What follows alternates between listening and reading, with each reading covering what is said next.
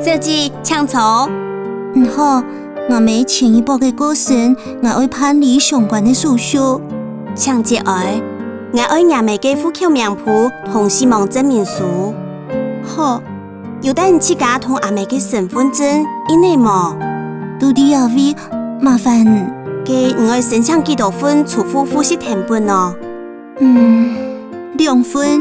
2份啦冇？建议多申请几份呢？后续当到尝试都会用到哦。我申请6份好诶。好，请等一下。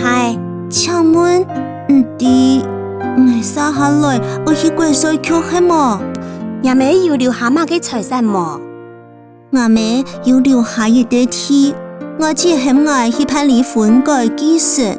好，我建議愛先去地政事務所搶地息成本，再過來去國稅局申報遺產稅，撒下來就會去稅檢行政處去查地價稅同房屋稅要繳錢冇？錢咪再過去地政事務所辦理分割繼承登記。